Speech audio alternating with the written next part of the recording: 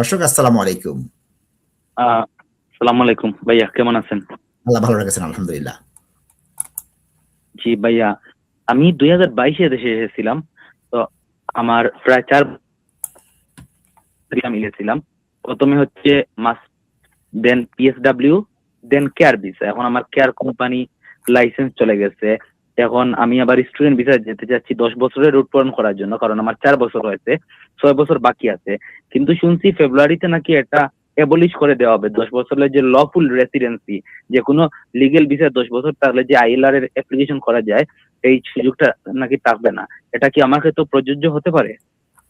আপনার কি মনে করেন আপনার জন্য আপনার নাম দিয়ে একটা আলাদা আইন করবে যে আপনার জন্য এটা প্রযোজ্য না আর সবার জন্য প্রযোজ্য, এরকম কি আপনার ধারণা আছে? না না, আমি বলছি যে আমরা যারা অলরেডি আছি কারেন্ট যারা। গুড। আপনাকে একটাই অনুরোধ, আমি আসার 1 সপ্তাহের মধ্যে কনসালটেশনে জবাব দিয়েছি। আপনি কনসালটেশনটা পড়েন, জবাব দেন, আপনার পক্ষে লেখেন। হয়তোবা তারা মানবে না, কিন্তু 12ই ফেব্রুয়ারির আগে আমরা কনসালটেশন শেষ হচ্ছে না, কিছুই আসবে না। ফেব্রুয়ারির শেষে বা মার্চের প্রথমে তারা বলবে কি করব। আজ টাইমস পত্রিকায় একটি খবর এসেছে যে যারা আপনাদের মতো এদেশে এসেছেন ট্রানজিশনাল অ্যারেঞ্জমেন্ট দিতে পারে। আমি দিতে পারে, হতে পারে, হচ্ছে, হবে, ইনশাআল্লাহ, মাশাআল্লাহ, ইফ বাটে বিশ্বাস করি না।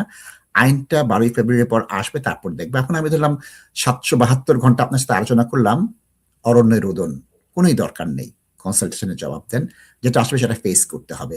হ্যাঁ, 50 বছর করলে 50 বছর থাকতে হবে, 5 বছরটাকে 1 বছর করলে 1 বছর পর আইএলআর পাবেন। যেটা আসবে সরকার সেটা করবে।